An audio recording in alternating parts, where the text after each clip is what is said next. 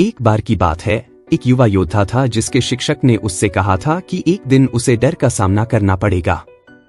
योद्धा इस विचार से बेचैन हो गया। डर बहुत भयंकर, बहुत डरावना, बहुत अमित्र लग रहा था। योद्धा को यकीन नहीं था कि वह इसका सामना करना चाहता है, लेकिन उसके शिक्षक ने उसे युद्ध के निर्देश दिए और उसे उस दिन के लिए तैयार किया जब उसे डर का सामना करना पड़ेगा। जब आखिरकार वह दिन आया तो युवा योद्धा एक तरफ खड़ा था और डर दूसरी तरफ बड़ा और डराने वाला था। डर बड़ा, क्रोधित और प्रभावशाली था, जबकि योद्धा छोटा और अनिश्चित महसूस कर रहा था। दोनों के पास अपने हथियार तैयार थे।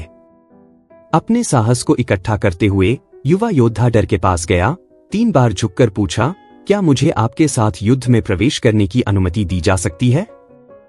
योद्धा के सम्मान से भयभीत होकर डर ने उत्तर दिया, अनुमति मांगकर मेरा सम्मान करने के लिए धन्यवाद। योद्धा ने फिर पूछा, मैं तुम्हें कैसे हरा सकता हूं?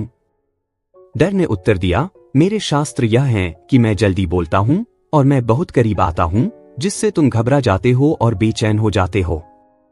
अगर तुम वही करो जो मैं कहता हूं तो मैं तुम पर अधिकार कर लूंगा, लेकिन अगर तुम मेरी आज्ञाओं का पालन नहीं करोगे तो मैं शक्तिहीन हो जाऊंगा। तुम मेरी बात सुन सकते हो, तुम मुझे स्वीकार कर सकते हो, लेकिन जब तक तुम वह नहीं करोगे जो मैं तुम्हें बताता हूं, मेरा कोई नियंत्रण नहीं है।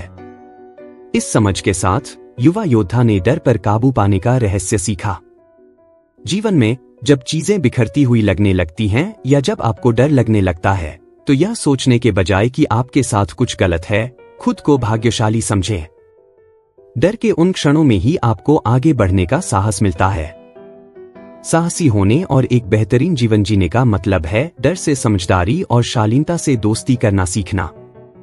डर को महसूस करें, लेकिन फिर भी वह करें जो करने की जरूरत है। इसलिए जब डर पैदा हो तो उससे भागे नहीं, उसका सामना करें और इसे सीखने और बढ़ने के अवसर के रूप में देखें। इस मानसिकता के साथ आप अपने सपनों को हकीकत में बदल सकते हैं।